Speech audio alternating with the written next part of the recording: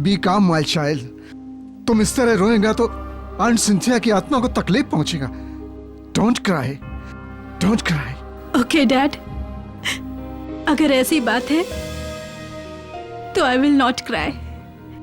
और वैसे भी मेरा हस्बैंड मारियो ने आंटी को जीती जी क्या कम तंग किया होगा। बेटे, मारियो तुम्हारे साथ नहीं आया? उस बेशरम को क्या पता कि फैमिली का कीमत क्या होता है। नशे की हालत में पड़ा होगा किसी रोड पर। उसका इररिस्पॉन्सिबिलिटी ने तुम्हारा नहीं, पूरा गोम्स फैमिली का लाइफ बर्बाद कर दिया बेटे।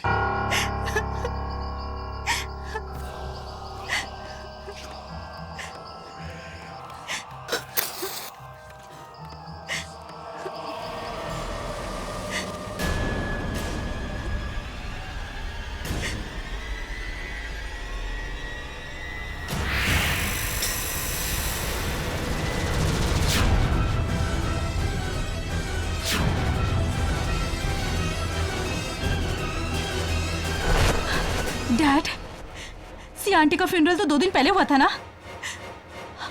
और ये टॉमस्टोन भी नया है। इस पे इतना बड़ा क्रैक, इस पे इतना बड़ा क्रैक कैसे आया?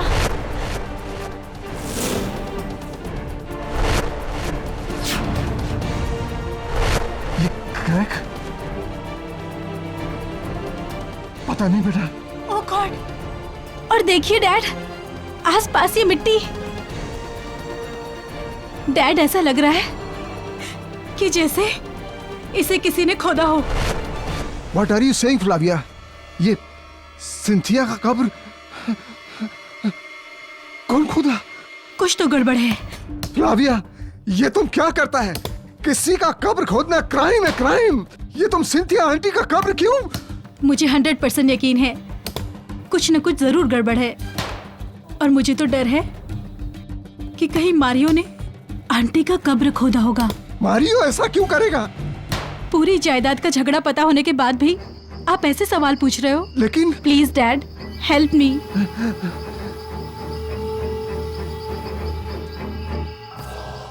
खोलिए उसे।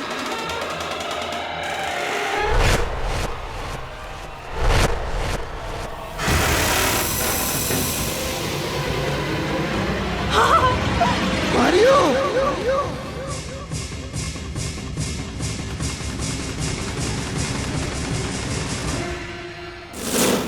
डियर आंट सिंथिया, आपको आपकी ये नीज एमिली बहुत मिस करेगी। काश आप भी हमारे साथ होती।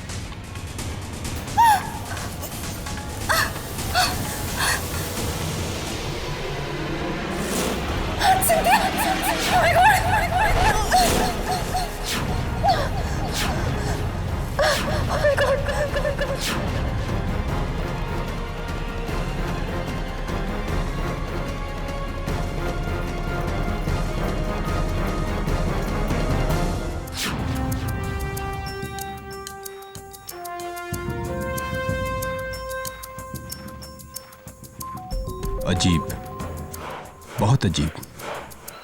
किसने मारा इसे इसका गला घोंटकर?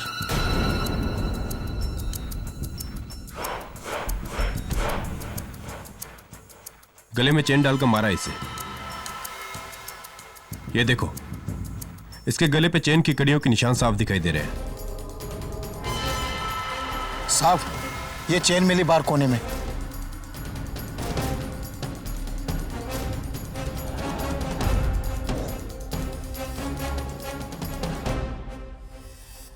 हंड्रेड 100% इसी चेन से गला घोटा गया इसका।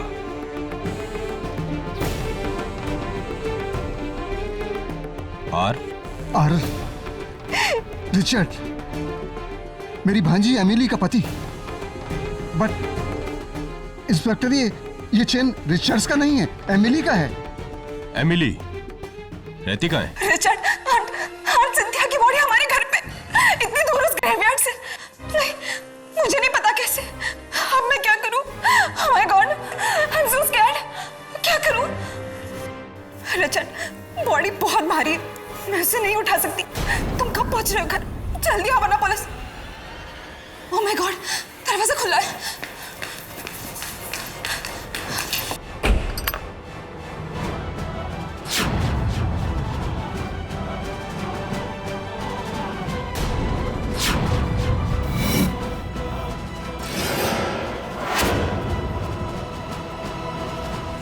ओह माय गॉड, सिंथिया का बॉडी यहाँ।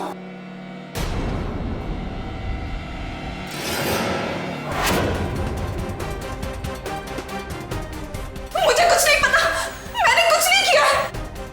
ये सब मारियो की चाल है, उसी ने मुझे फंसाया है।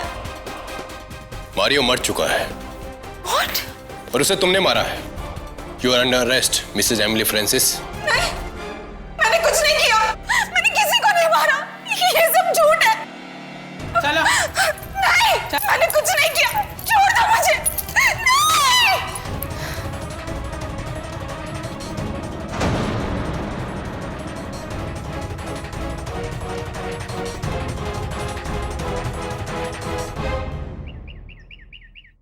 मिसेस बिलमोरिया, क्या आप लोग जानते हैं कि कब्रिस्तान के चारों ओर जो दीवारें होती हैं वो इतनी ऊंची क्यों होती? नहीं सर, क्यों? सिंपल, क्योंकि ये रिंगटोन तुमने लगाई है मेरे फोन पे। Yes sir. Bad ringtone. Hello, Richard Francis तुम्हारे पास अपनी बीवी का केस लेकर आएगा। उसका केस मत लेना, वरना पछताओगे। अच्छा, really? Thank you for the advice, लेकिन आप कौन? हेलो हेलो,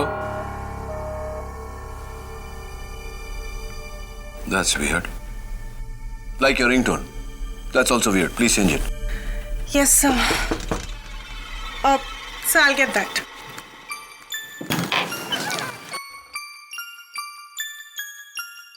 एडवोकेट केडी पाठक, रिचर्ड फ्रांसिस। आपको कैसे पता? मेरे जासूस चारों ओर फैले हुए हैं। Just joking. बताइए मिस्टर फ्रांसिस, आपका कौन सा केस है जो मुझे नहीं लेना चाहिए? रिचर्ड, मुझे बहुत डर लग रहा है। मुझे इस लॉकअप में अकेले मत छोड़ो। यहाँ आसपास सारे खूनी हैं, लेकिन मैंने किसी को नहीं मारा। किसी को नहीं मारा मैंने, किसी का खून नहीं किया, किसी को नहीं मारा मैंने।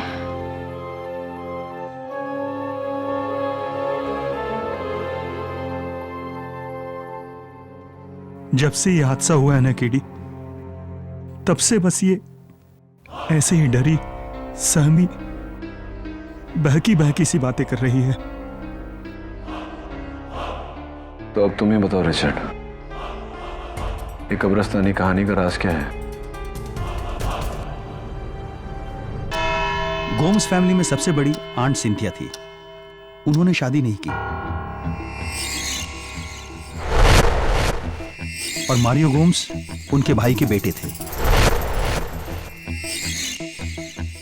और एमिली उनकी बहन की बेटी। मारियो और एमिली दोनों ही कजिन्स थे और मैं रिचर्ड फ्रांसिस एमिली का पति हूं। और वहां बैठी फ्लाविया गोम्स, मारियो की बीवी। और वो दोनों कौन हैं? वो अंकल एल्बर्ट हैं, आंट सिंथिया के छोटे भाई। और जो उनके बगल में बैठा है वो रॉजर, वो आंट सिंथिया की देखरेख करता था। यानी कि एक अकेली बूढ़ी आंट सिंथिया और आप सब उनके परिवार के लोग। जी। जिसमें से सबसे बड़े हैं एल्बर्ट गोम्स। योर ऑनर, मेरा बड़ा सिस्टर सिंथिया का गोवा में 40 एकड़ जमीन है। उस जमीन का मार्केट वैल्यू 70 करोड़ से कम नहीं। एमिली और मारियो का दोनों का इस जमीन पर नजर था और हमको ऐसा लगता है कि उसी जमीन के वास्ते एमिली ने मारियो को मार डाला।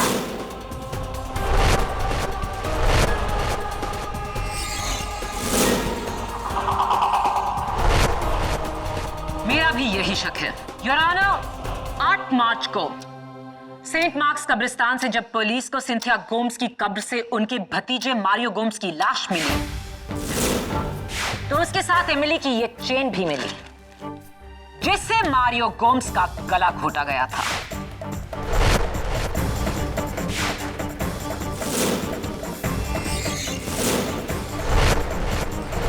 जाहिर है पुलिस उसके बाद एमिली के घर पहुंची, जहां से शॉकिंगली उन्हें सिंथिया गोम्स की लाश बरामद हुई। शॉक तो मैं आपकी बातों से हूं प्रोसिक्यूटर साहिबा। अगर मैं अपना ये पेंसिल आपकी मेज पर छोड़ दूं तो क्या इससे ये साबित होता है कि आपने मेरा ये पेंसिल चुराया है? Definitely not. Your honour, Cynthia Gomes की लाश को कोई एमिली के दरवाजे पर छोड़ गया था। इसका क्या सबूत है? किसी ने उस लाश को वहां लाते हुए देखा? इसका कोई सबूत नहीं, लेकिन एमिली को किसी ने लाश ले जाते हुए भी नहीं देखा। लेकिन छुपाते हुए देखा inspector Dave, mister Albert Gomes और फ्लाविया गोम्स ने। और सिर्फ जुर्म को छुपाया जाता है। ये जुर्म एमिली ने किया क्योंकि उसके जूतों के निशान कब्रिस्तान में मिले। योर ऑनर, उस कब्र के पास गड़े फुटप्रिंट्स की फोटोग्राफ्स जो एमिली के सैंडल्स की हैं, ये सैंडल्स जो इंस्पेक्टर दवे को उस दिन एमिली के घर से मिले।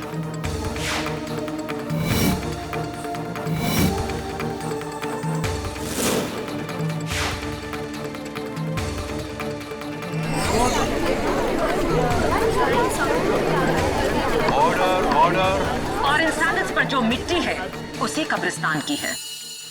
ये तो क्लियर सबूत है कि एमिली वहां गई थी।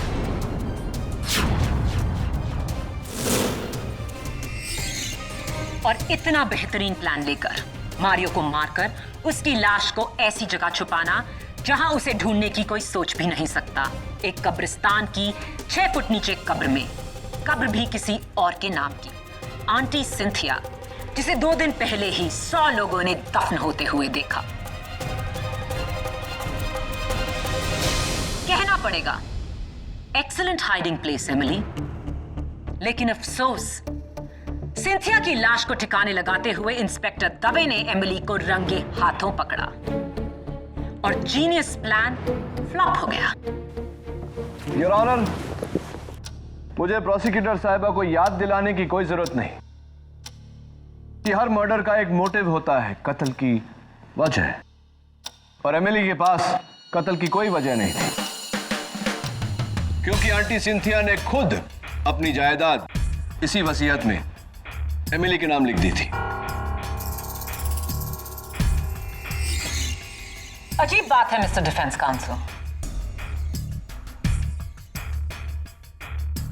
बिल्कुल एक ऐसी वसीयत मेरे पास भी है जिसमें जायदाद का वारिस एमिली नहीं, मारियो गोम्स है।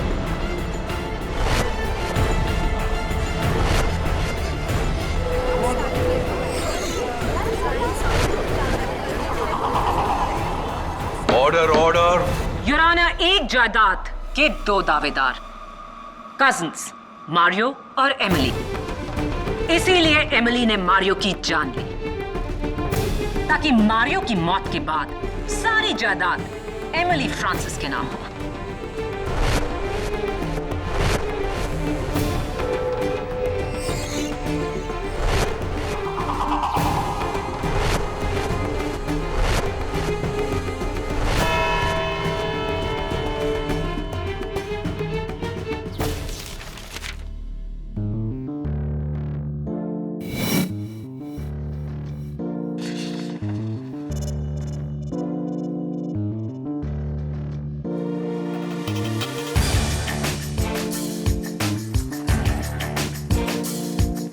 एक ही इंसान 2 अलग अलग वसीयत क्यों बनाएगा?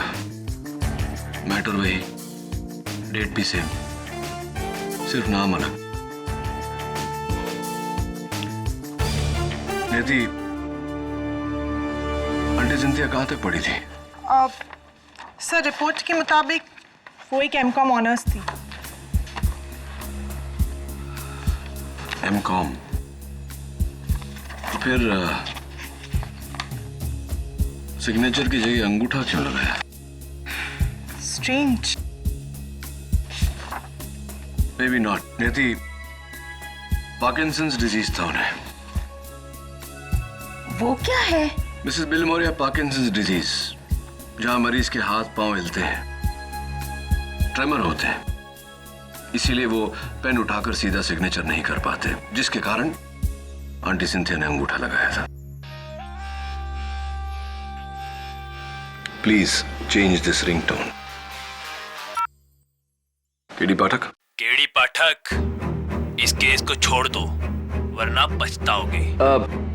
सुनिए मिस्टर धमकी वाले, मैं हेलो हेलो। वो इच धमकी वाला फोन? तुम ये कॉल ट्रेस क्यों नहीं कर सकते? अनट्रेसेबल नंबर है मिसेस बिलमोरिया। नेवर माइंड, वो उसका काम कर रहा है, हम अपना काम करेंगे। नियति, गैजेट ऑफिस से पता करो कि ये दोनों स्टैम्प पेपर्स किस डेट पे इशू हुए थे। योर ऑनर, सिंथिया गोम्स की 2 वसीयत, दोनों पर सब्जेक्ट मैटर एक समान, डेट्स भी सेम, लेकिन इनमें से एक उनकी मौत के पहले बनाई गई थी और दूसरी उनकी मौत के बाद।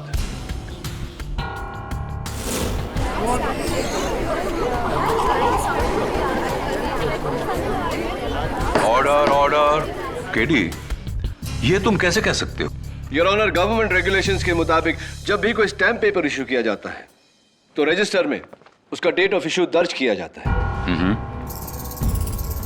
एमिली गोम्स के नाम जो वसीयत है, उसका स्टैम्प पेपर 9 महीने पहले इशू किया गया था, लेकिन मारियो गोम्स के नाम जो वसीयत है, उसका स्टैम्प पेपर सिंथिया गोम्स के मौत के 2 दिन बाद इशू किया गया है।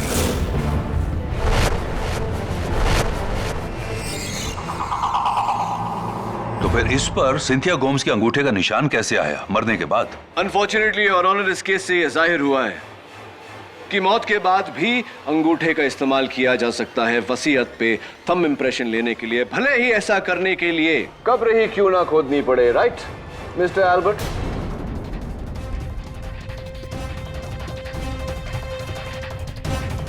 मिस्टर एल्बर्ट, ये कब्र खोदने का शवल आपका ही है या नहीं? इज इट योर्स और नॉट? जी जी, ये शवल मेरा ही है, लेकिन 2 महीने पहले रॉजर ने मुझसे बोरो किया था। योर ऑनर, मैं रॉजर को कटघरे में बुलाने की इजाजत चाहता हूं। इजाजत है। मिस्टर रॉजर परेरा, ये आपके हाथ को क्या हुआ? वो पिछले संडे मैं मोटरसाइकिल से गिर गया था तो फ्रैक्चर हो गया। फ्रैक्चर हो गया है? How painful, how sad. Anyway Roger, 10 साल तुमने आंटी सिंथिया की सेवा की। बड़े दुख की बात है कि उसके बावजूद उनकी जायदाद में से तुम्हारे नाम कुछ भी नहीं। वांदा नहीं साहब, मैडम सिंथिया ने मुझे बेटे की तरह रखा था। उन्होंने कभी मुझे नौकर समझा ही नहीं, और यही मेरे लिए काफी है। मुझे पैसे में कोई इंटरेस्ट नहीं है साहब। वाह क्या बात है, व्हाट अ नोबल थॉट। अगर दुनिया में हर इंसान तुम्हारी तरह होता तो दुनिया कितनी सुंदर होती, सोचो। वैसे पता नहीं कि तुम्हें पता है या नहीं, लेकिन एमिली के बाद 70 करोड़ की जायदाद के मालिक तुम।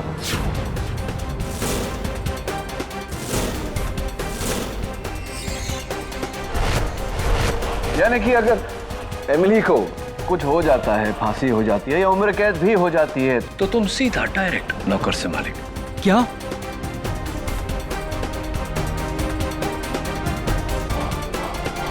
सिलेविया मैडम ने तो मुझसे झूठ बोला। उसने कहा कि मेरा नाम जायदाद में कहीं है ही नहीं। Really?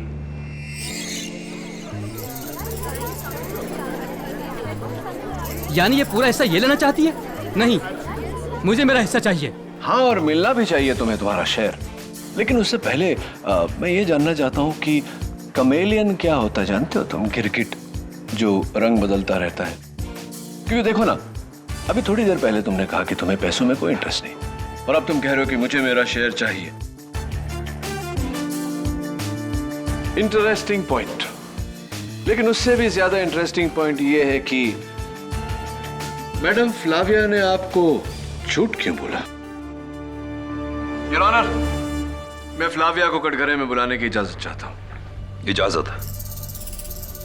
मारियो की वजह से सर।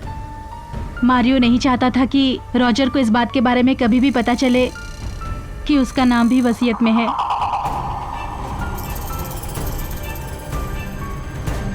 मारियो ने मुझे धमकी दी थी कि ये बात मैं उसे कभी ना बताऊं। पति ने पत्नी को धमकी दी। It's not a good thing, not good at all.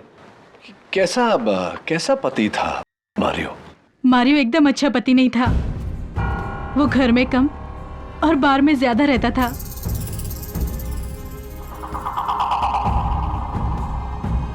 उसकी शराब पीने की गंदी आदत और उस पर सी अय्याशियां।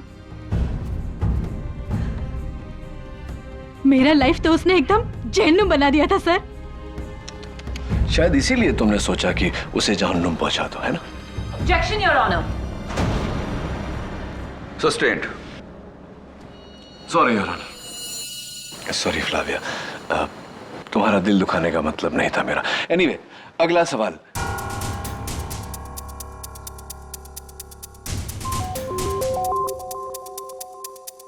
योर ऑनर, इस केस का एक बहुत ही अहम विटनेस पुलिस की गिरफ्त में आया है। उस कब्रिस्तान का पहरेदार पीटर डिसूजा। मेरी आपसे दरख्वास्त है कि मैं उसे अदालत में पेश कर सकूं। Your honour, this is incorrect procedure. इस विटनेस के बारे में डिफेंस को बताया ही नहीं गया। पीटर की गिरफ्तारी 1 घंटे पहले हुई। मुझे भी अभी पता चला है your honour. KD, murder case में ऐसी अहम गवाही को रोका नहीं जा सकता। पीटर डिसूजा को पेश किया जाए।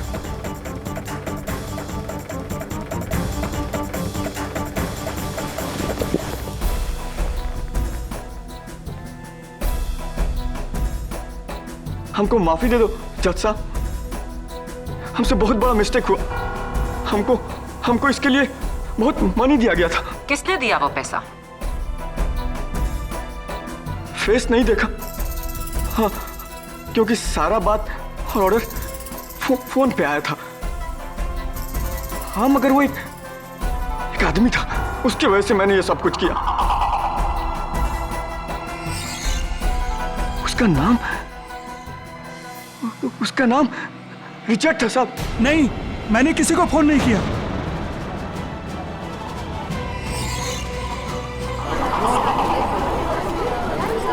Order order. मिस्टर रिचर्ड, आप बैठ जाइए। मेरा शक सही निकला योर ऑनर। ये पूरी साजिश अकेली एमिली की नहीं थी। उसके पति रिचर्ड ने भी उसकी मदद की। एमिली और रिचर्ड फ्रांसिस ने मिलकर मारियो को मारा।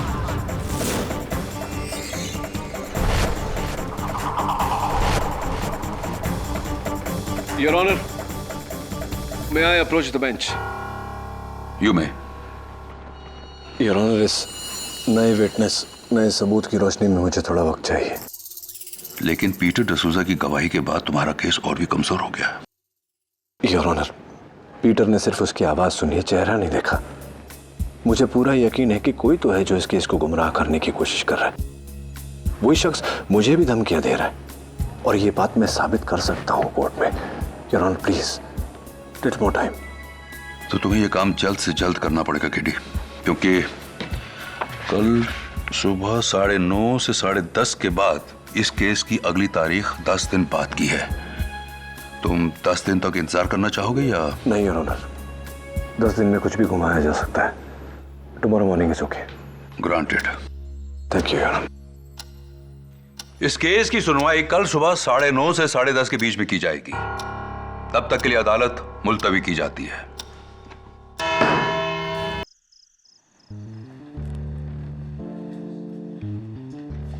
एल्बर्ट, रॉजर, फ्लेविया, रिचर्ड, ये चारों अभी भी शक के दायरे में। इन चारों में से कोई भी हो सकता है या फिर कोई और।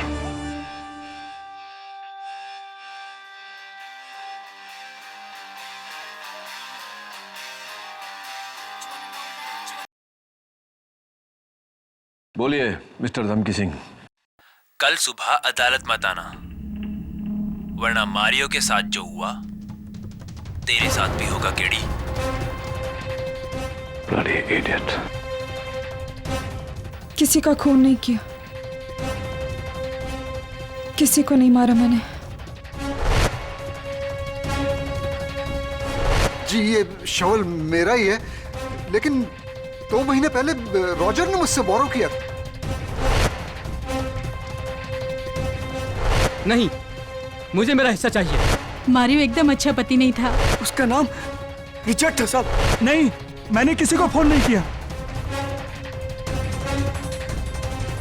मेरा शक सही निकला योर ऑनर। एमिली और रिचर्ड फ्रांसिस ने मिलकर मारियो को मारा।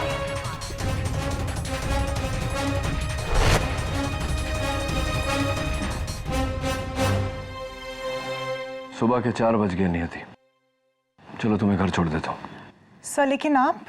मुझे जाना है अभी Saint Mark's graveyard.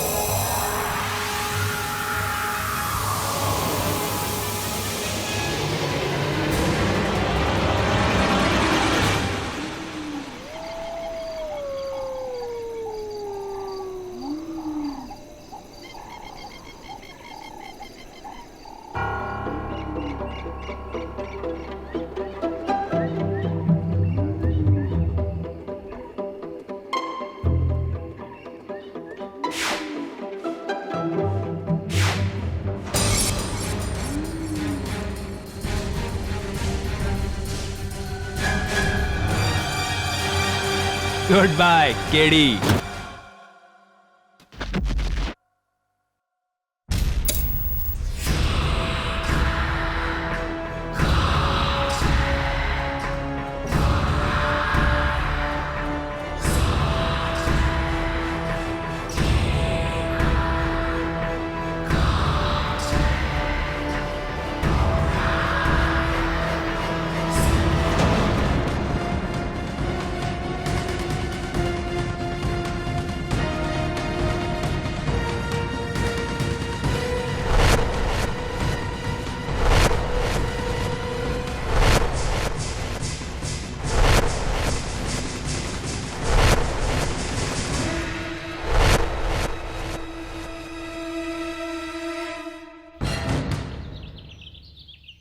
Hello Jhilmil ji, मैं नियति ऑफिस से बोल रही हूँ।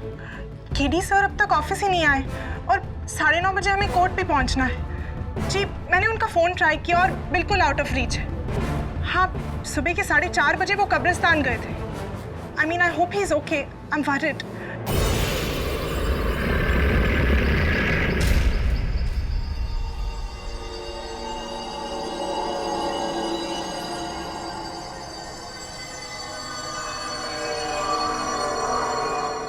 गीली मिट्टी की खुशबू। Oh my God, this is not good, Mr. K.D. Pathak. Not good at all. Is anybody there?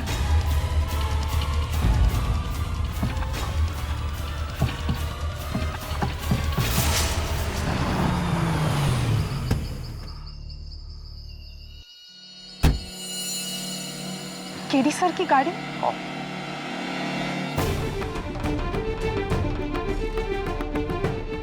Calm down, K.D. Easy. Panic मत करो। पैनिक करोगे तो सांसें तेज चलेगी, ऑक्सीजन खत्म हो जाएगा। Easy. You can do it. Okay. Let's think about this. Next step. Cell phone. Right. Cell phone.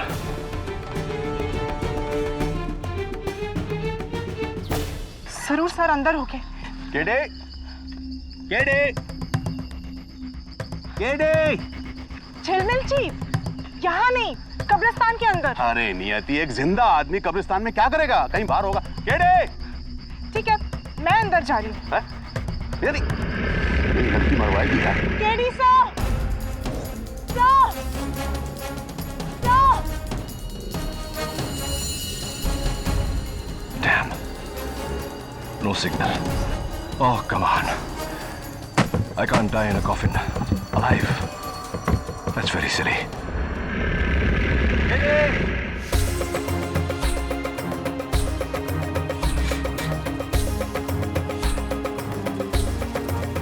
Signal भी नहीं है। इसलिए तो सर का फोन आउट ऑफ रीच आ रहा था। केडी! KD sir!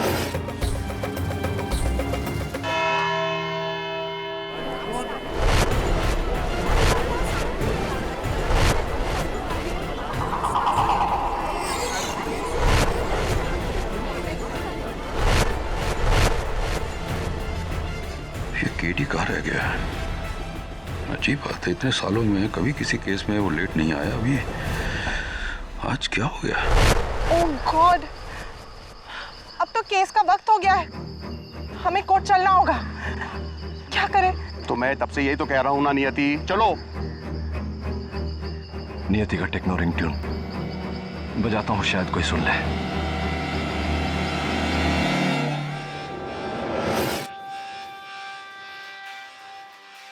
एक सेकंड। क्या हुआ?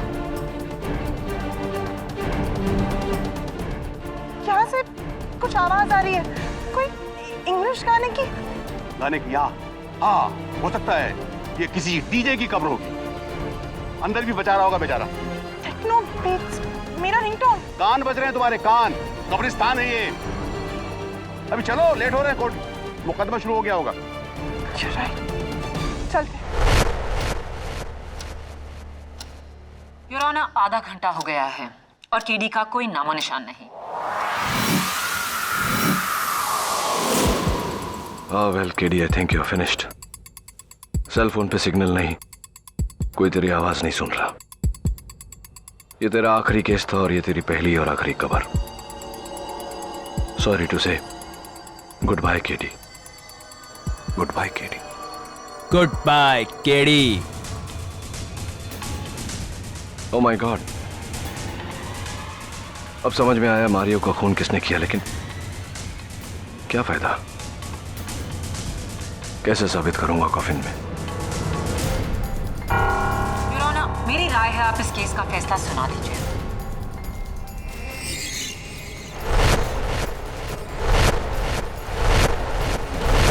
नहीं माया, मैंने केडी को 1 घंटे की मोहलत दी थी। अभी भी आधा घंटा बाकी है। Let us wait. KD, you can't die so easily. इतनी आसानी से नहीं मर सकते तुम। सोचो सोचो कैसे बाहर निकलोगे।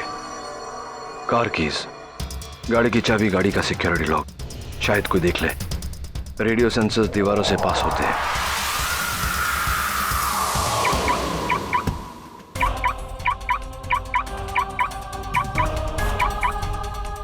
झिलमिल जी, गाड़ी की लाइट।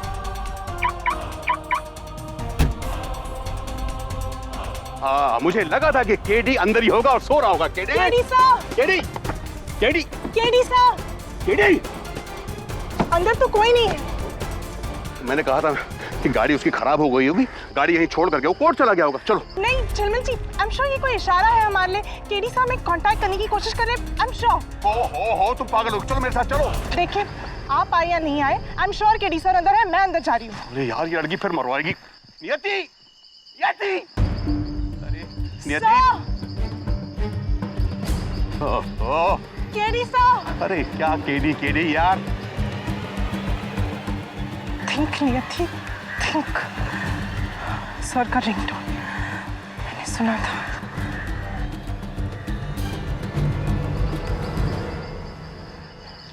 इस कबर में।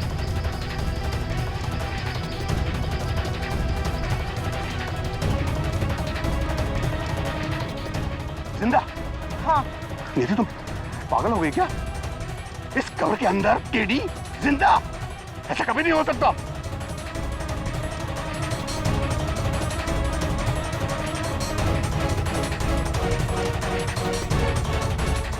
झिलमिल जी, ये देखिए, यहाँ की तारीख है 1991,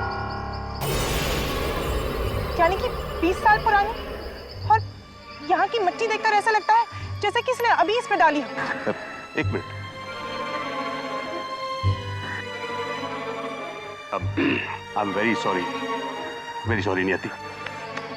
क्या हुआ? नहीं, मुझे लगा था कि कुछ तुम में, लेकिन नहीं, इंटेलिजेंट, फैंटास्टिक। क्या तुमने ढूंढ निकाला। एकदम इस कब्र की मिट्टी ताजा है, ऐसा है लगता है कि अभी अभी ये कब्र को दफनाया गया है। झिलमिल जी, हमें ये खोदना होगा अभी इसी वक्त। मैं नहीं खोदूंगा कब्र। लेकिन आप ही तो। नहीं, मैं कब्र को हाथ नहीं लगा सकता। मैं अच्छा ठीक है, आप किसी की मदद तो ले सकते हैं ना।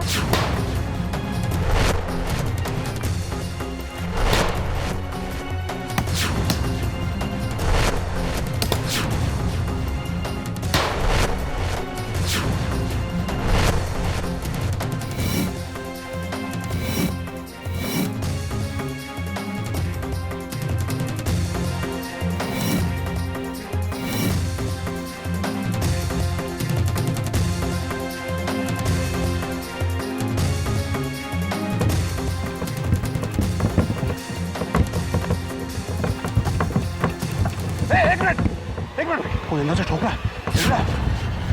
हाँ, चलो जल्दी खोलो। केडी सर, केडी भाई, उठो। केडी हो, कैसे? Are you okay? तू 4 घंटे लेट के देख अंदर। क्यों? कुछ हो गया? नहीं, एक दिन तो लेट नहीं है। चलो जल्दी, अदालत।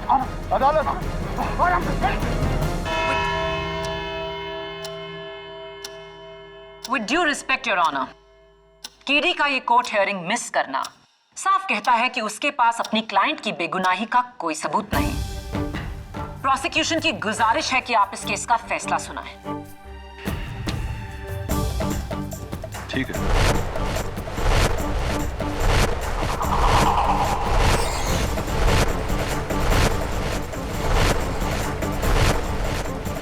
साढ़े 10 बजने वाले हैं और योर ऑनर, लेकिन अभी तक 10:30 बजे नहीं। केडी, ये कोई टाइम है अदालत पहुंचने का? I am extremely sorry your honour. Have you forgotten the decorum of the court? तुम्हारा ड्रेस कोड का है?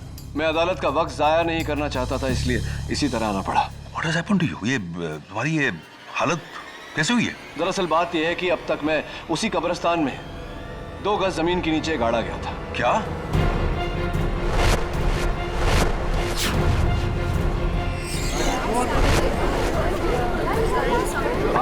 Court please.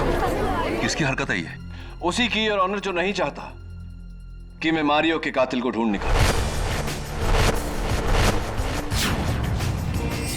तुमने उसका चेहरा देखा है? चेहरा तो नहीं देखा योर ऑनर, लेकिन उसकी आवाज सुनी है।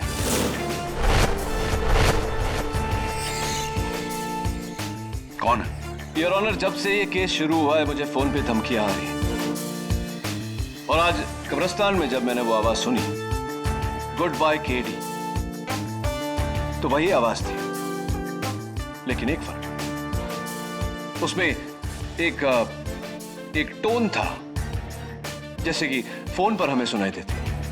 यानी? इसका मतलब योर ऑनर कि कोई वॉइस चेंजर या वॉइस डिस्टॉर्टर से बात कर रहा है। एक ऐसी मशीन जो पतली आवाज को मोटी बनाती है। योर ऑनर, इस केस से जुड़े सभी लोगों में 2 ही लोग हैं जिनकी आवाज पतली है, एमिली और फ्लाविया। और चूंकि एमिली जेल में थी, जाहिर सी बात है कि यह आवाज फ्लाविया की है।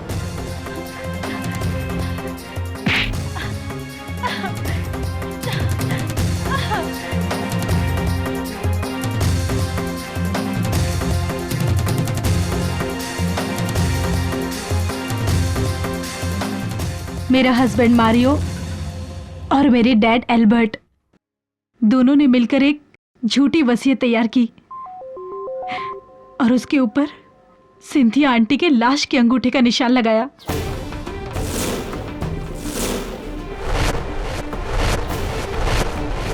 मारियो ऑस्ट्रेलिया सेटल होना चाहता था,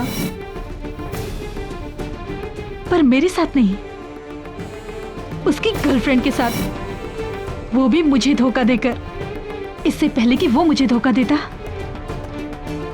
मैंने उसे धोखा दे दिया, उसकी जान लेकर।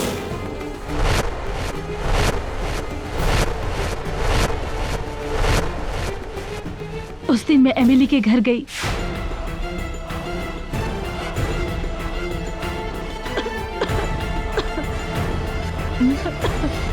मैं अभी पानी लाती हूँ। वहां से उसके जूते और चेन चुराया और उसी चेन से मैंने अपने पति का मर्डर कर दिया।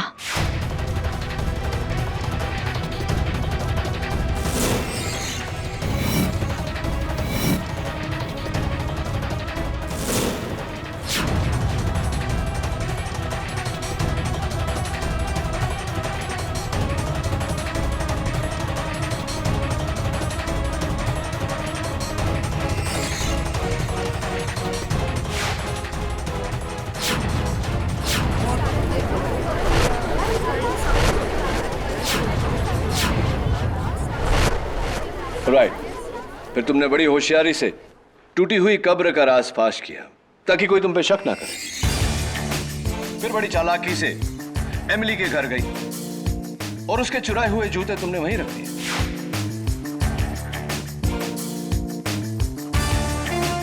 ताकि दवे को इन्वेस्टिगेशन के दौरान वो वहां से बरामद हो।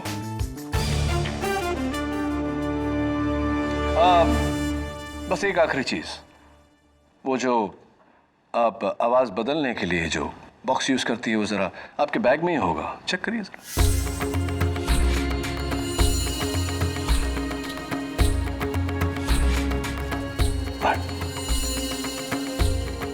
इस वॉइस चेंजर के जरिए मैंने कब्रिस्तान के कब्र खोदने वालों को रिश्वत दी और उन्होंने मेरे ही कहने पर मारियो की लाश वहीं पर दफन कर दी और आंटी सिंथिया की लाश एमिली के घर छोड़ दी।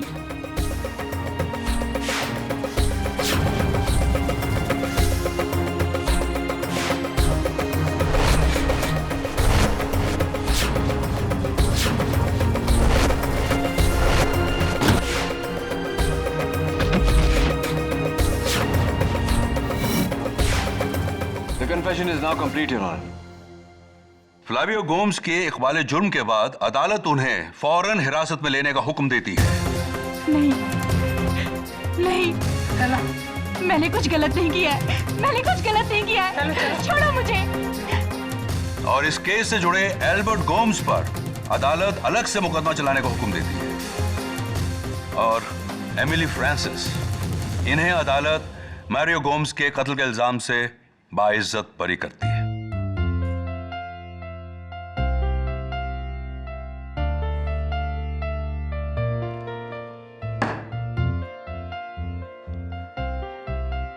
लगता है तुम मेरा पीछा कब्र में जाने के बाद भी नहीं छोड़ोगे केडी। पन इंटेंडेड और अनइंटेंडेड।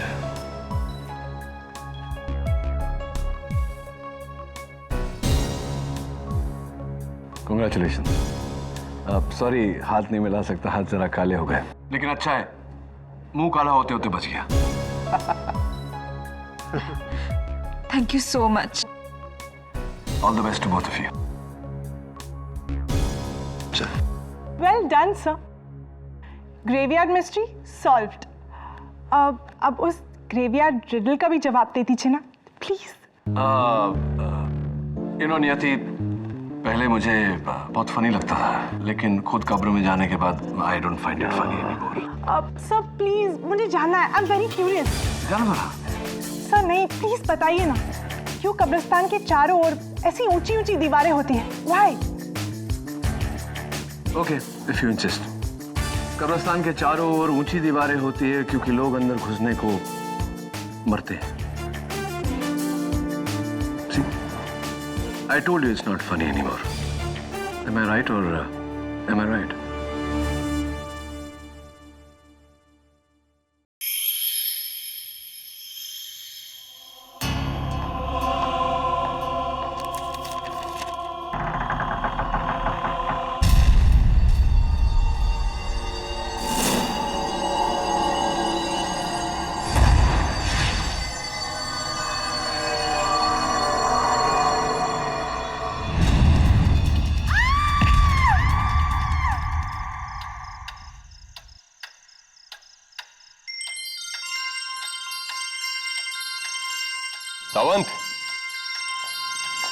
जी साहब। अच्छा मैं चलता हूँ, वो मेहता बिल्डर है उसका एनसी लिखवा लेना। ठीक है साहब। हेलो हेलो पुलिस स्टेशन, वो मुझे मार डालेगा, मुझे मार डालेगा। कौन? आप कहाँ से बोल रही हैं? बहुत ही मोटा सा आदमी है और फॉरेन बंगलो नंबर 32 काटो रोड पे। बचाओ। हेलो हेलो सावंत, जीप निकालो जल्दी। जी साहब।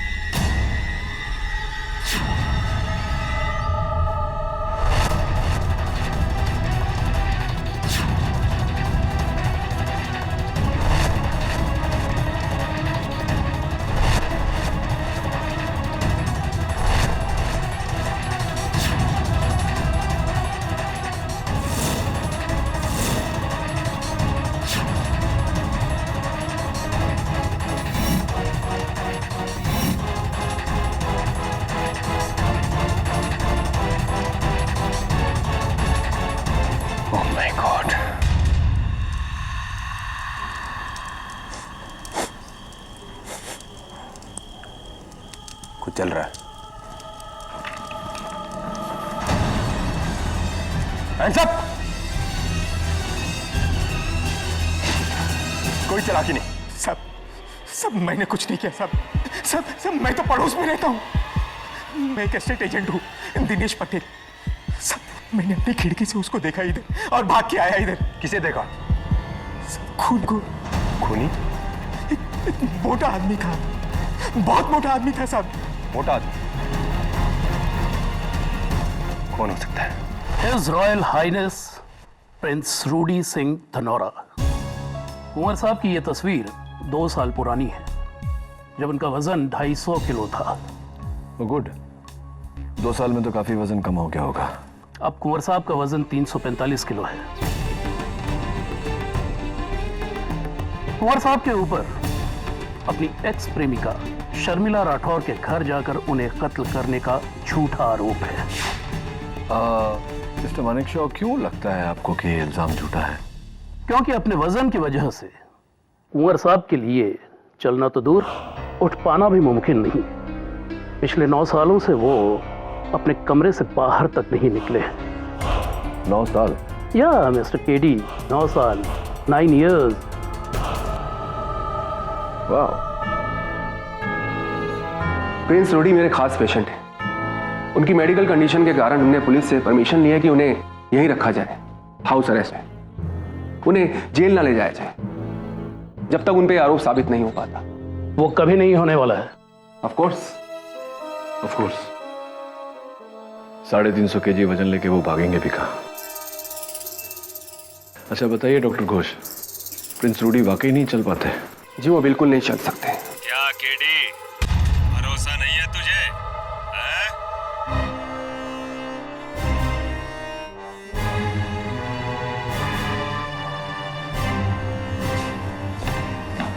और कुंवर जी को आप प्लीज नाम से नहीं बुलाएंगे, आप उन्हें हिज हाइनेस प्रिंस या कुंवर जी कहेंगे। और केडी, कुंवर जी के बर्ताव के लिए मैं एडवांस में आपसे सॉरी बोलता हूँ। आइए। ये चिकन तंदूरी है या चूजा? न नमक न मसाला। हॉस्पिटल जैसा खाना बनाना है तो वहीं जाके काम करो। गेट आउट, दफा हो जाओ यहाँ से। सॉरी कुंवर साहब, सॉरी। आइए। मोटा सांड, पता नहीं मरता क्यों नहीं।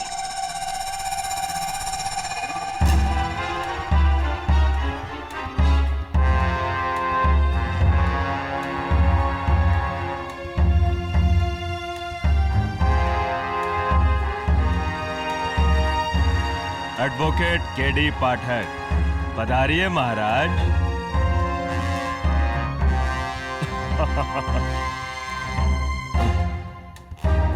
माफी चाहता हूं, अगर मेरा चौथा लंच ब्रेक न चल रहा होता तो आपसे उठकर हाथ मिलाता। इसका मतलब आप उठ सकते हैं? ये नहीं उठ सकते, मजाक कर रहे हैं। अब तो उसी दिन उठूंगा जिस दिन इस दुनिया से उठ जाऊंगा। बहुत जोवियल है आप। I like a sense of humour Prince Rudy. लेकिन ना फिलहाल आप पर आपकी एक्स गर्लफ्रेंड शर्मिला राठौड़ के कत्ल का इल्जाम है, इसके बारे में बात कर लें। अच्छा हुआ मर गई वो।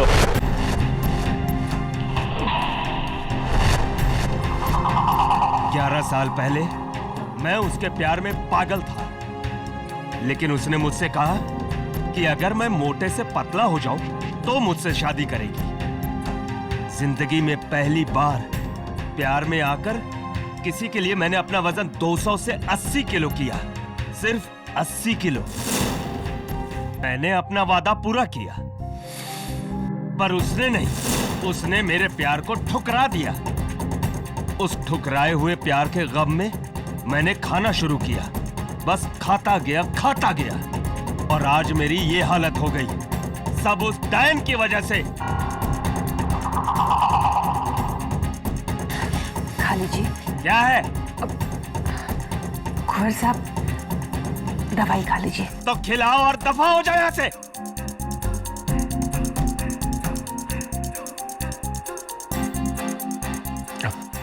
डॉक्टर घोष, मतलब प्रिंस रूडी जरा सा भी नहीं उठ सकते। कभी 350 किलो उठाया है आपने? नहीं मिस्टर मालिक शाह, कभी कोशिश भी नहीं की। और अगर इतनी कोशिशों के बाद प्रिंस रूडी अपना 350 किलो का वजन नहीं उठा पाते, 13 किलोमीटर दूर जाकर शर्मिला राठौड़ को मारना इट्स इम्पॉसिबल।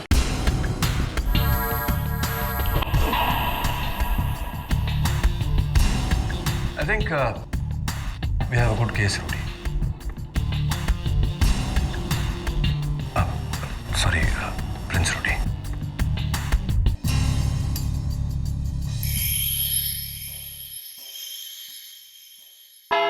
योर ऑनर, सबसे पहले मैं अदालत का शुक्रिया अदा करना चाहता हूं कि अदालत ने मेरे मुवक्किल प्रिंस रूडी सिंह धनावरा को उनके मेडिकल कंडीशन के कारण अदालत में ना बुलाकर घर से ये केस अटेंड करने की इजाजत दी। ये सब तमाशा है योर ऑनर, सरासर ढोंग। जो इंसान अपने घर से 13 किलोमीटर दूर जाके मर्डर कर सकता है, क्या वो इस अदालत के कटघरे में नहीं आ सकता? प्रोसिक्यूटर साहिबा, अगर मेरे मुवक्किल चल पाते तो मेरे पास लड़ने को केस ही नहीं होता। Your honour, Prince Rudy obesity के मरीज है। उनका वजन इतना है कि 9 साल से वो अपने कमरे से बाहर नहीं निकले। ऐसा आदमी 13 किलोमीटर का फासला तय करके खून कैसे कर सकता है?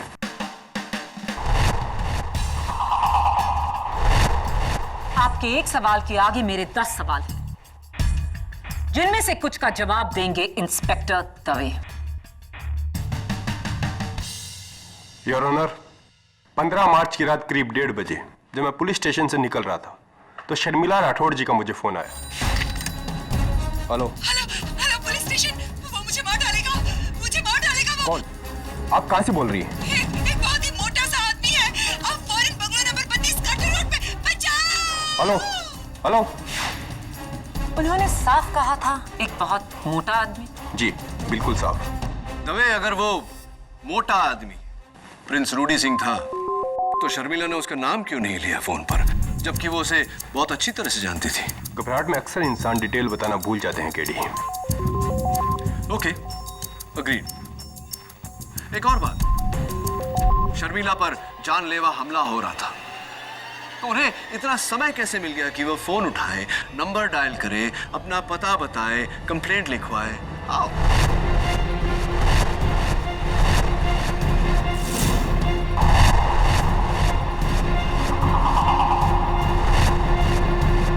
ये मत भूलो केडी कि वो एक बहुत ही मोटा आदमी था, उसे डॉज करना आसान था। इसीलिए रूडी के पकड़ने तक शर्मिला को फोन करने का टाइम मिला। योर ऑनर, अगर इतना समय था शर्मिला जी के पास तो वो वहां से भाग क्यों नहीं गई? केडी, चाहे तुम कुछ भी कह लो, रूडी सिंह ही कातिल है।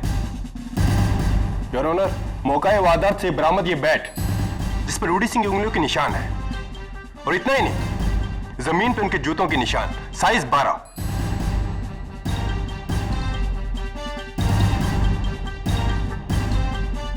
थैंक यू इंस्पेक्टर दवे, आपकी ये गवाही प्रोसिक्यूशन के बहुत काम आएगी। योर ऑनर, मेरा अगला गवाह जो इस केस के स्टार विटनेस हैं, जिन्होंने खूनी को अपनी आंखों से देखा, शर्मिला राठौड़ के घर के सामने वाले घर में रहने वाले state agent Dinesh Patel. Sir, रात के 1:30 बजे थे, मैं सो रहा था। मेरे बेडरूम के सामने ही शर्मिला जी की खिड़की है। अचानक मैंने शर्मिला जी की चीख सुनी और फिर फायर अलार्म की आवाज, और उठकर मैंने खिड़की से देखा तो सर मुझे लगा कुछ ना कुछ गड़बड़ है। मैं वहां पहुंचा और वहां देखा पूरा सामान बिखरा हुआ था और कुछ ही दूरी पर जमीन पर शर्मिला जी की लाश पड़ी थी।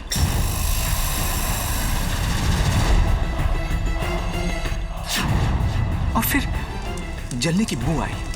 मैंने किचन की ओर देखा तो वहां से धुआं आ रहा था, और फिर मैं भागकर किचन में गया और वहां कोई नहीं मिला।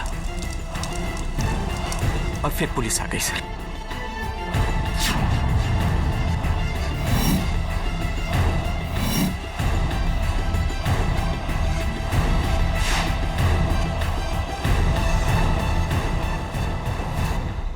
इस पूरी अदालत में उस साइज का इंसान है कोई?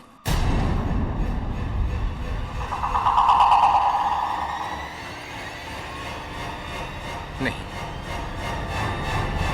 सिवाय उस आदमी के।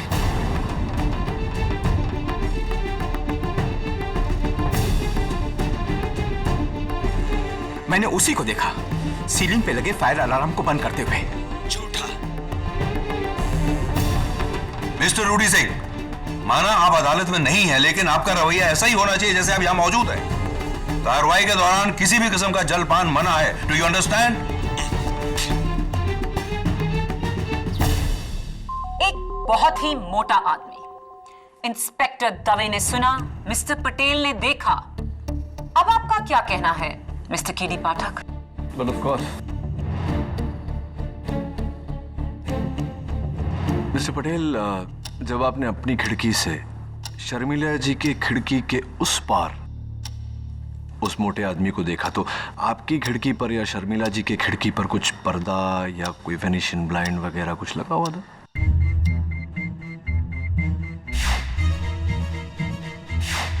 जी हाँ सर, शर्मिला जी की खिड़की पर एक पर्दा था।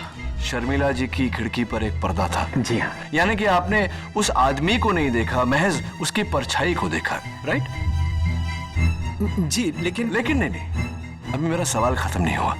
एक मिनट, मैं आपसे पूछना चाहता हूं कि मिस्टर पटेल, इस रुमाल के पीछे कितनी उंगलियां हैं मेरी?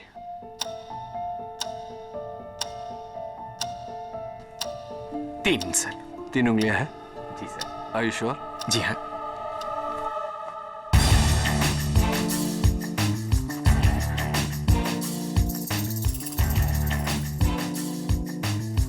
मिस्टर पटेल, अगर 2 फुट की दूरी से रुमाल के पीछे आपको उंगलियां जानने में तकलीफ होती है, तो क्या अदालत का यह मानना ठीक रहेगा कि 40 फुट की दूरी से, वो भी रात के अंधेरे में, आपको परछाई पहचानने में गलती हुई हो, गलतफहमी हुई हो? सर, भले ही मैंने उसका चेहरा नहीं देखा, लेकिन उसका मोटापा तो देखा। सर, इतना बड़ा पेट, इतना मोटा आदमी और कौन हो सकता है? ये तो तय करेंगे अदालत में। मिस्टर पटेल, एक बात बताइए, मैंने सुना है कि आपने शर्मिला जी के बंगले के लिए 4 करोड़ रुपए उनको ऑफर किए थे, क्या ये सही है? जी हाँ सर, लेकिन उन्होंने इनकार कर दिया था। अब तो आपके लिए वो बंगला खरीदना बहुत ही आसान हो गया mister Patel. Anyway, let's come back to the point, which is कि आपने महज पर्दे के पीछे एक परछाई देखी, आपने मेरे मुवक्किल को नहीं देखा। क्यों? क्योंकि आपके मुवक्किल चल नहीं सकते। एग्जैक्टली यार। आइए इस फैक्ट के बारे में उन्हीं के स्टाफ से पूछते हैं।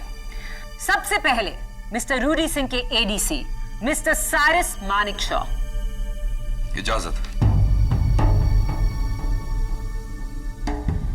Mister Manekshaw, Colaba shoe store का ये बिल, साइज 12 के जॉगिंग जूते 4 फरवरी को खरीदे गए, कीमत 3,670 रुपए।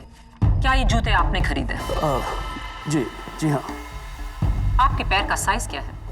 9। ये शूज एक्चुअली मैंने अपने भाई के लिए खरीदे थे। उसके पैर का साइज 12 है। तो ये खून आपके भाई ने किया मिस्टर मानिकशॉ, क्योंकि इन जूतों के निशान शर्मिला के घर पर मिले।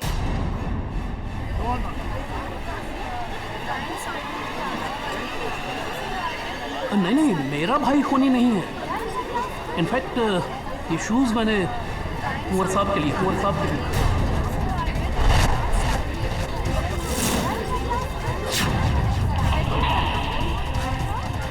ऑर्डर। जो इंसान 9 साल से चलना तो दूर अपने कमरे से बाहर तक नहीं निकला, उसके लिए जॉगिंग शूज, और उस कमरे में कोई ट्रेडमिल भी नहीं। पता नहीं, कुंवर साहब ने मंगाए और मैं ले आया। Thank you your honour. मेरी अगली गवाह रूडी सिंह की नर्स मिस बी बजाज। ये बी बजाज क्या है?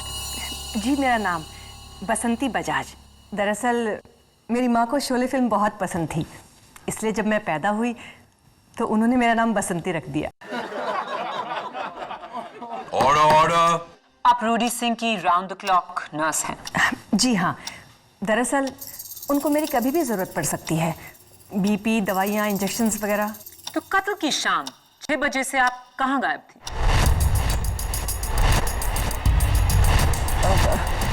वो सर ने मुझे छुट्टी दी थी, इसलिए मैं हाफ डे लेके चली गई थी। उन्होंने आपको छुट्टी दी? सर को कहीं बाहर काम था।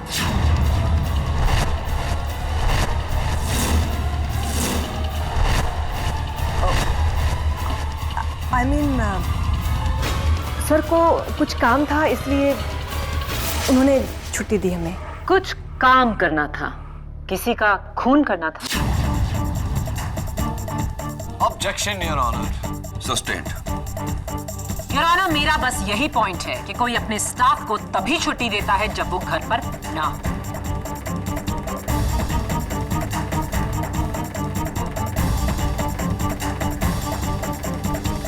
Thank you Basanti ji. Your honour, मेरी अगली गवाह रूडी सिंह की cook cum housekeeper Miss Jyoti Karnik. इजाजत। आप रूडी सिंह के लिए खाना बनाती हैं? जी, वो हर 1.5 घंटे के बाद कुछ ना कुछ खाते हैं, इसीलिए मुझे उनको खाने को देना पड़ता है। कत्ल की रात आपने रूडी सिंह जी के लिए एक टिफिन पैक किया था? जी। पर टिफिन तो हम उनके लिए पैक करते हैं जो बाहर जा रहे हों। Am I right? जी, लेकिन मैं तो सिर्फ कुक हूँ। अब जैसा सर बोलेंगे मुझे तो वैसे ही करना पड़ेगा ना। क्या ये सही है Mr Rudy?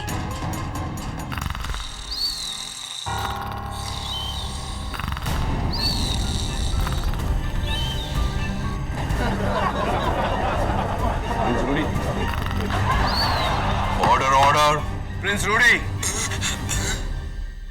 Mr Rudy Singh, this is contempt of court. आप सो रहे हैं? योर ऑनर, उनकी तरफ से मैं माफी चाहता हूं। योर ऑनर, रूडी सिंह के तीनों स्टाफ मेंबर्स की गवाही से जाहिर है कि वो एक बहुत बड़ा सच छुपा रहे हैं, और वो सच ये है कि रूडी सिंह चल सकते हैं।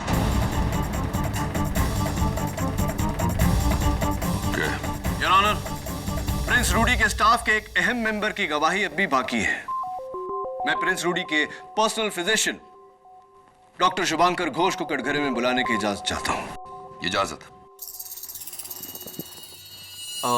डॉक्टर घोष, आप प्रिंस रूडी सिंह जी के पर्सनल फिजिशियन हैं। अदालत को बताइए कि क्या वो चल सकते हैं या नहीं। जी नहीं, रूडी सिंह जी बिल्कुल नहीं चल सकते। मैं पिछले 4 साल से उनका डॉक्टर हूं, और योर ऑनर, ओबेसिटी को ट्रीट करना मेरी खासियत है, और मेरे पास कई ऐसे पेशेंट्स हैं जिनका वजन 300 से भी ऊपर है। क्या वो चल सकते हैं? जी, मगर रोडी सिंह जी नहीं चल सकते।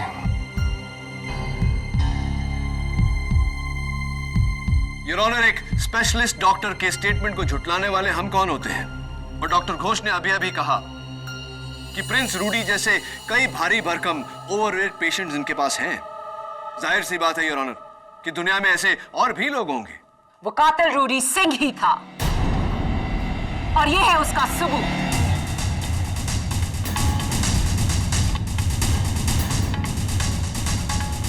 मार्च की रात कार्टर रोड पर सिटी क्लब के बाहर कुछ fans film star Salman Khan के इंतजार में बैठे थे और जब मिस्टर खान बाहर आए तो उन्होंने उनके साथ कुछ तस्वीरें खींची।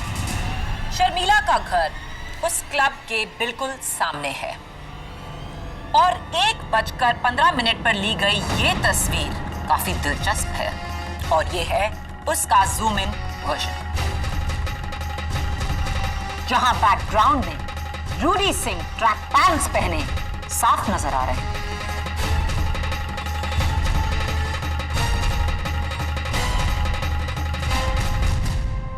ये तो बिना किसी शक व शुबा के रूडी सिंह ही है।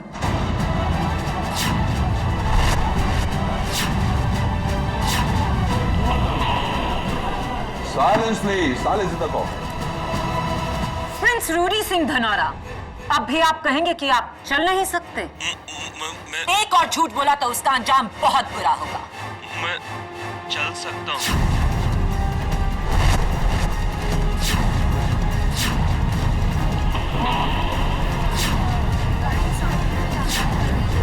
Order, order. पिछले 2 हफ्तों से मैं चल सकता हूँ। 7 दिन बाद शर्मिला की शादी होने वाली थी, तो मैंने सोचा एक आखिरी बार उससे मिलकर अलविदा कह दूं। इसलिए मैं उससे मिलने के लिए पहली बार घर से बाहर निकला, पर उसके सामने जाने की हिम्मत नहीं जुटा पाया, तो मैं दरवाजे से ही वापस लौट आया। तो आपके डॉक्टर और आपका स्टाफ क्यों कह रहे हैं कि आप चल नहीं सकते? क्योंकि मैंने ही उनको धमकी दी थी कि किसी ने सच कहा तो उनको मैं नौकरी से निकाल दूंगा। प्रिंस रूडी, ये क्या किया आपने? क्यों किया? मैं डर गया था केडी। मुझे जब पता चला कि शर्मिला का खून हो गया तो मुझे लगा कि सबसे पहले उंगली मुझ पर ही उठेगी। इसलिए मैंने अपने स्टाफ से झूठ बुलवाया और खुद भी झूठ बोला। पर केडी, शर्मिला को मैंने नहीं मारा। मैं तो आज भी उससे प्यार करता हूँ।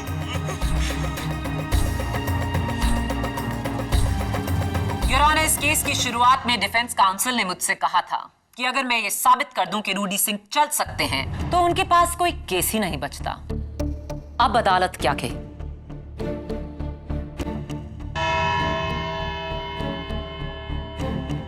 इस केस का फैसला कल सुबह ठीक 11 बजे। और मिस्टर रूडी सिंह, आपको यह अदालत फौरन हिरासत में लेते हुए कल इसी कोर्ट में पेश होने का हुक्म देती है।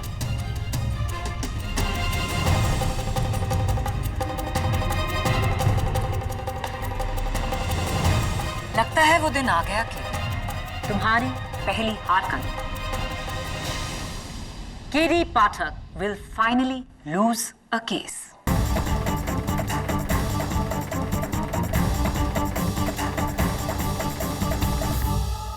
आप जानते हैं आज तक मैं कोई केस क्यों नहीं हारा? क्योंकि आज तक केडी ने कभी झूठ नहीं बोला। मेरी ताकत मेरी सच्चाई है और आज आपके कारण मैं अदालत में झूठा साबित हुआ। केडी, मैंने तुम्हें सिर्फ आधा झूठा साबित किया है, बाकी तुम्हारा आधा कहा हुआ सच है। ये खून मैंने नहीं किया। और ये भी अदालत में झूठा साबित हो गया तो बैट पर आपकी उंगलियों के निशान, मौकाए वारदात पर आपके जूतों के निशान, कत्ल के समय शर्मिला के घर के बाहर आपकी तस्वीर, और बचा क्या है? अगर तुम्हें मेरी बातों में भरोसा नहीं है ना, तो तुम मेरा केस छोड़कर जा सकते हो। मैं दूसरा लॉयर रख लूंगा। ओह शट अप प्रिंस रूडी। दो बातें।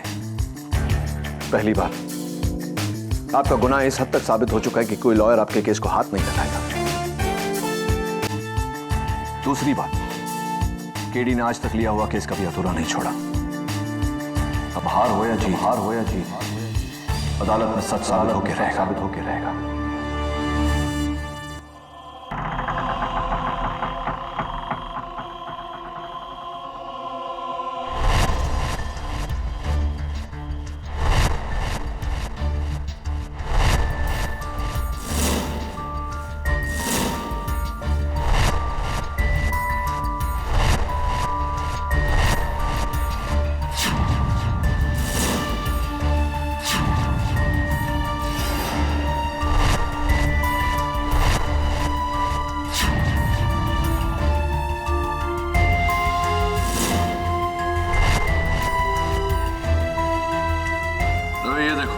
क्या है केडी? किसी जानवर के बाल, ब्लैक कलर। कुत्ता था क्या शर्मिला के पास? नहीं तो फिर ये बाल किसके हैं? केडी, ये मत कहना कि किसी आदम को जानवर ने उसकी जान ली है। ये मैं नहीं, तुम कह रहे हो। आओ किचन में चलते हैं।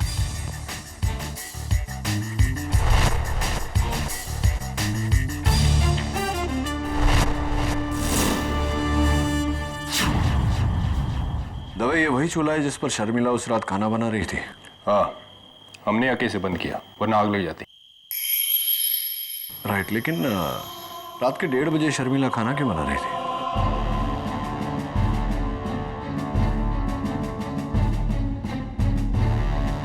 फ्रिज में तो खाना भरा पड़ा है।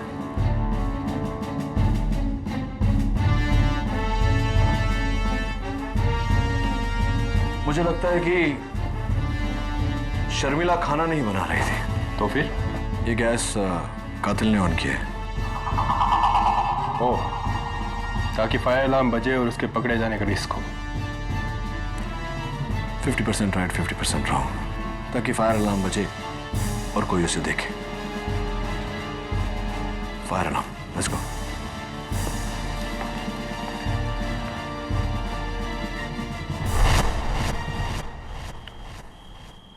दवा, ये वही फायर अलार्म है ना जिसे ऑफ करते वक्त मिस्टर पटेल ने उस खिड़की में से कातिल को देखा था? हाँ। लेकिन पटेल ऊपर तक पहुंचा कैसे?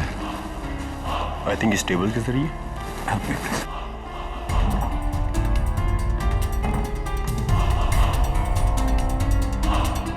क्या लगता है तुम्हें? 6 फीट 4? राइट। मिसेस बिलीमोरिया, हाय। कल सुबह तक मुझे शर्मिला राठौड़ और इस केस से जुड़े हर विटनेस पे सारी डिटेल्स चाहिए। Thank you, so sweet of you. तभी केस क्लोज करने का समय आ गया।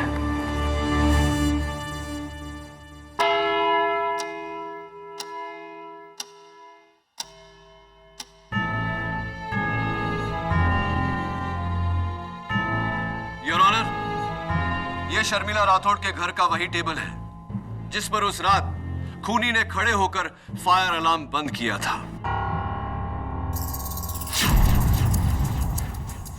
मेरी बात से इंस्पेक्टर दवे भी सहमत होंगे। यस। प्रिंस रूडी, आपका मौजूदा वजन, करंट वेट कितना है? 345 kilo. 345, 345 kgs, your honour. Dave, तुम्हारा? 80 किलोज। हवलदार साहब, आपका? 75 किलो। 75 kgs और 80 kgs, total 155 kgs, your honour. Dave sir, आप यहाँ आना। हवलदार साहब, आप भी आइए। मैं चाहता हूं कि आप दोनों इस मेज पर खड़े हो जाएं।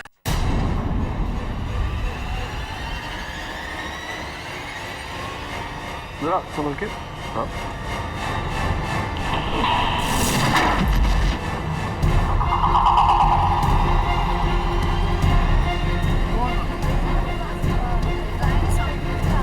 उठो तो।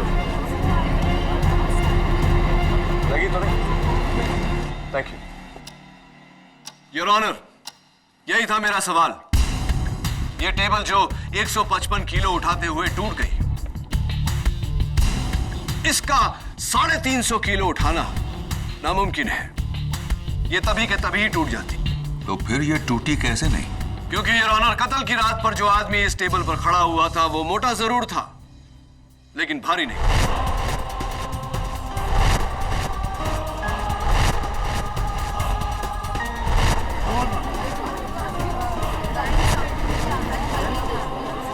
कत्ल की रात पर जो आदमी इस टेबल पर खड़ा हुआ था वो मोटा जरूर था, लेकिन भारी नहीं। मोटा और भारी नहीं, क्या मतलब इसका? इसका मतलब प्रिंस रूडी की cook cum housekeeper Miss Karnik बताएंगे।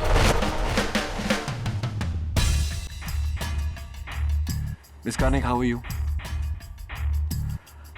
आपका एक छोटा भाई है जो फैंटेसी अम्यूजमेंट पार्क में काम करता है, क्या ये सही है? जी, Mangesh. Mangesh, Mangesh, right right right. तो क्या क्या करता है मंगेश वहाँ? जी वो वहाँ पे भालू है।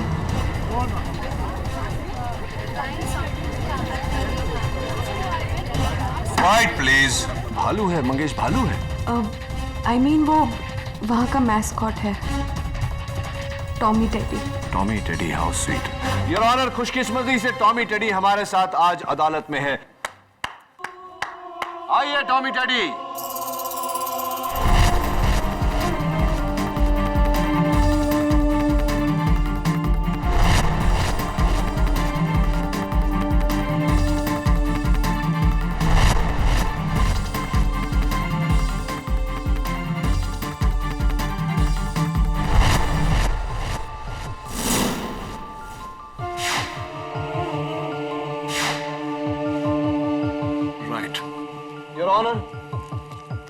इस पोशाक के कुछ रेशे मुझे शर्मिला जी के घर से बरामद हुए।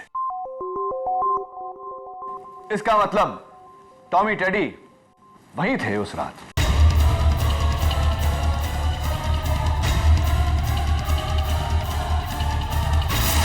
टॉमी टेडी जी, आपकी जरा मैं मुंडी उतार लूं।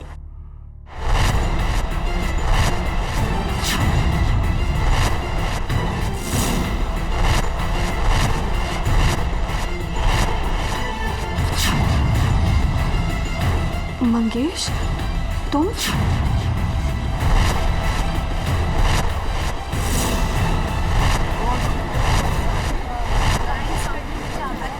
आइए टॉमी टेडी साहब, मैं चाहता हूं कि आप इस टेबल पे खड़े हो जाएं।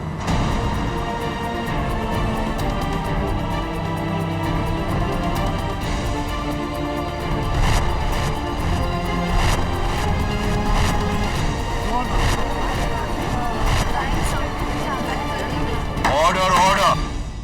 योर ऑनर, अगर मैं इसके सामने पर्दा लगा दूं तो 40 फुट की दूरी से किसी को भी ये गलतफहमी होगी कि पर्दे के पीछे कोई बहुत मोटा आदमी खड़ा हुआ है, ठीक उसी तरह जिस तरह मिस्टर पटेल को हुई थी। Mister Patel, am I right or am I right?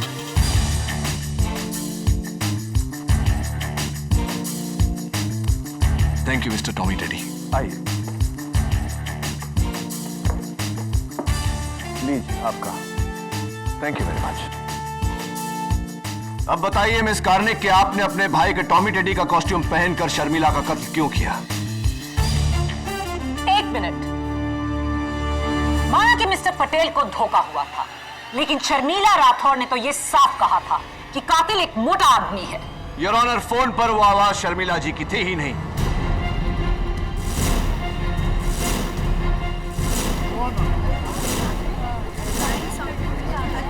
Order, order. सबसे पहले मिस कार्निक ने शर्मिला जी का कत्ल किया, उसके बाद उनके घर को तहस नहस किया, उसके बाद पुलिस को फोन किया। वो आवाज मिस कार्निक की थी या नहीं? बोलिए। नहीं नहीं योर ऑनर, मैंने कुछ नहीं किया, वो मैं नहीं थी, वो मिस्टर मानिक शॉ थे।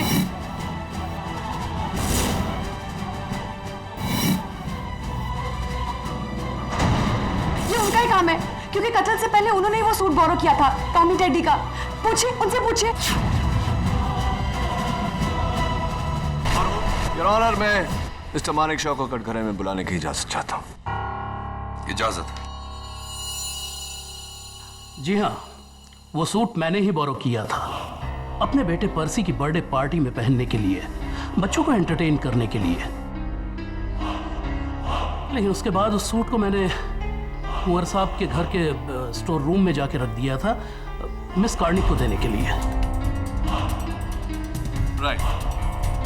और कत्ल से एक दिन पहले वो सूट स्टोर रूम से गायब हो गया। जी हाँ, लेकिन मैंने उसे गायब नहीं किया। नहीं, मैंने ऐसा कब कहा? मैं तो ये सोच रहा हूं कि वो कौन हो सकता है जो सूट स्टोर रूम से लेकर गया था, क्योंकि घर में 2 लोग ही थे और जो स्टोर रूम में जा सकते थे, डॉक्टर घोष और nurse Basanti Bajaj. Your honour, मैं डॉक्टर घोष को कटघरे में बुलाने की इजाजत चाहता हूं। इजाजत है। देखिए मिस्टर केडी, मैं एक इज्जतदार डॉक्टर, आप इस तरह के बेहुदा और बेतुके इल्जाम मुझ पर नहीं लगा सकते। सॉरी डॉक्टर घोष, इल्जाम नहीं लगा रहा, सिर्फ पूछताछ कर रहा हूं। ये बताइए कि कत्ल की रात आप कहां थे? मैं पुलिस को पहले से ही कह चुका हूं कि मैं उस रात अपनी क्लिनिक पे था। इतनी रात गए क्लिनिक में, क्या कर रहे थे आप? नर्स बसंती बजाज का मेडिकल फिटनेस सर्टिफिकेट तैयार कर रहा था। जी हाँ, वो दुबई के किसी हॉस्पिटल में जॉब ले रही हैं। ये सर्टिफिकेट उसी के लिए है। अगर आप चाहें तो उसकी कॉपी देख सकते हैं एविडेंस फाइल। हाँ, वो कॉपी मैंने देखी है और इसमें लिखा है कि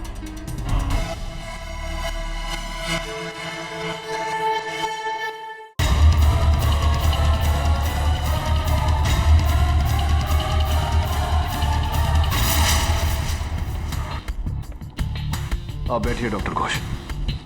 योर ऑनर, मैं नर्स बजाज को कटघरे में बुलाने की इजाजत चाहता हूं। इजाजत।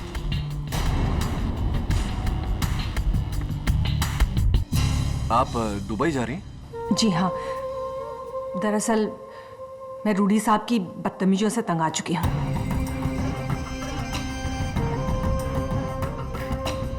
और वहाँ मेरी सिस्टर भी रहती है दुबई में। वो आपका पहला नाम, फर्स्ट नेम क्या बताया था? बीफ पर बसंती।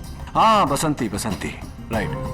पिछली बार आपने बताया था कि शोले फिल्म के उस किरदार से आपकी माताजी ने प्रभावित होकर आपका नाम बसंती रखा था, राइट? जी। इसलिए अब मैं भूल गया मैं। कोई बात नहीं। अरे कोई बात कैसे नहीं, बात तो है। अब देखिए ना, आपके फिटनेस सर्टिफिकेट में आपका बर्थ डेट यानी कि जन्म तारीख 16 सितंबर 1974, 16 सितंबर 1974, क्या यह सही है? जी बिल्कुल सही लिखा है। तो क्या ये कहना ठीक रहेगा नर्स बजाज की पहले वो फिल्म आई होगी, आपकी माताजी ने वो फिल्म देखी होगी, उस फिल्म से प्रभावित हुई होगी, फिर आपका नाम रखा गया होगा बसंती। मेरा कहने का मतलब ये है कि पहले हेमा मालिनी जी का नाम रखा गया होगा, उसके बाद आपका नाम रखा गया होगा। Is that correct? जी ऐसा ही कुछ ऐसा ही हुआ होगा। तो एक बात बताइए, क्या आपकी माताजी उस फिल्म की शूटिंग पर गई थी या उस फिल्म के डायरेक्टर रमेश सिप्पी जी के साथ उनके घरेलू ताल्लुकात थे जिसके कारण उन्हें कहानी और किरदार के नाम पहले से पता थे? ऑब्जेक्शन योर ऑनर, बेबुनियाद सवाल।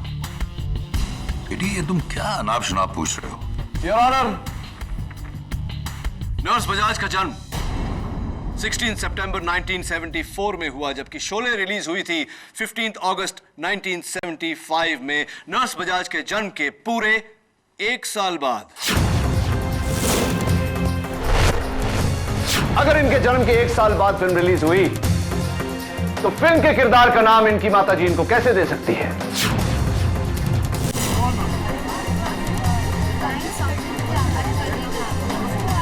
Order order. योर ऑनर, अगस्त 2010 में मरहूम शर्मिला राठौड़ ने पुलिस में कंप्लेंट लिखवाई थी अपने कुक कम हाउसकीपर के खिलाफ। नूरी झा, इल्जाम 20 लाख रुपए के ज्वेलरी की चोरी। तब से नूरी झा फरार है, लापता है, फेक आइडेंटिटी के साथ जी रही है। लेकिन आज नूरी झा अदालत में मौजूद है। नर्स बसंती बजाज के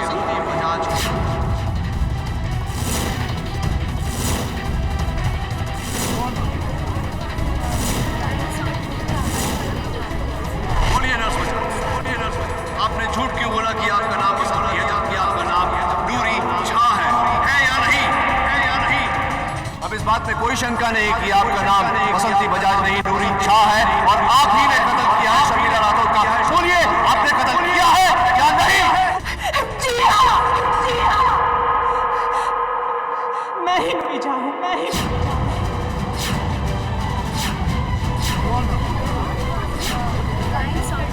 ऑर्डर ऑर्डर। जज साहब, मैं रूडी साहब की नर्स बनके उसके साथ अपना नया जीवन शुरू कर रही थी। अचानक मुझे पता चलता है कि रूडी साहब और शर्मिला मैडम का पुराना रिश्ता है और मुझे ये भी डर था कि कहीं शर्मिला मैडम मेरी असलियत ना बता दे। मैंने शर्मिला मैडम की शादी के 1 हफ्ता पहले उन्हें मारने का प्लान किया। मैंने रूडी साहब की उंगलियों के निशान एक एक्सरसाइज बैंड पे लिए।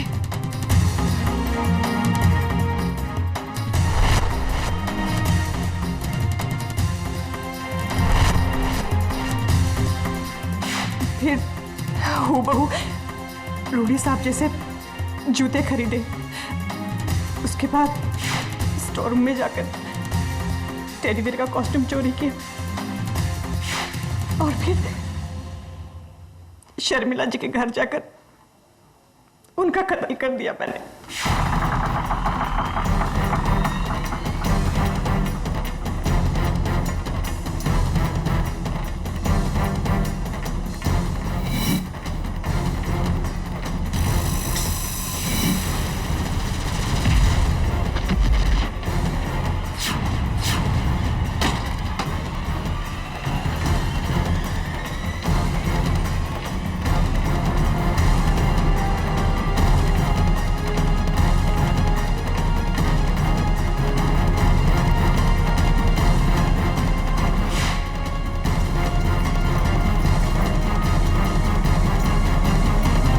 शर्मिला जी का कत्ल करने के बाद आपने जाकर गैस जलाया ताकि धुएं से फायर अलार्म बजे।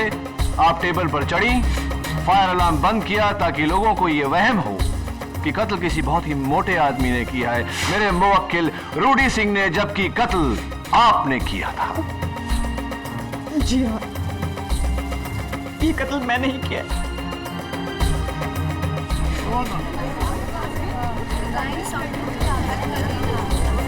Order order. The defence rests your honour. Noori Jha उर्फ बसंती बजाज के इकबाल जुर्म के बाद यह अदालत इन्हें हिरासत में लेने का हुक्म देती है और श्री रूडी सिंह धनौरा को शर्मिला राठौर के कत्ल के इल्जाम से बाइज्जत बरी करती है। The case is closed. Prosecutor साहब, सो क्लोज येट सो फार। लेकिन कहना पड़ेगा इस बार थोड़ा डरा दिया था आपने मुझे। अभी तो सिर्फ डराया है केडी, हराया नहीं। वो दिन भी जल्द आएगा। Congratulations, Prince Rudy. प्रिंस नहीं, only Rudy. How sweet. Okay. I think it's okay. KD और रूडी, क्या टीम है। आखिर हम जंग जीत गए। रूडी, ये जंग तो हम जीत गए, लेकिन अभी तुम्हारी एक जंग बाकी है, तुम्हारे इस मोटापे के साथ। 10 साल पहले जब तुम्हें प्यार हुआ था, एक नई जिंदगी के लिए तुमने वजन घटाया था। आज भी तुम्हें नई जिंदगी मिले तो क्यों ना एक बार फिर से मुझसे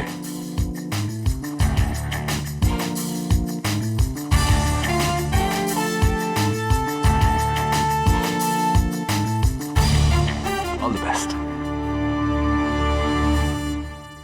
और भी दिलचस्प कहानी देखने के लिए हमारे चैनल को सब्सक्राइब करें और बेल आइकॉन दबाना न भूलें।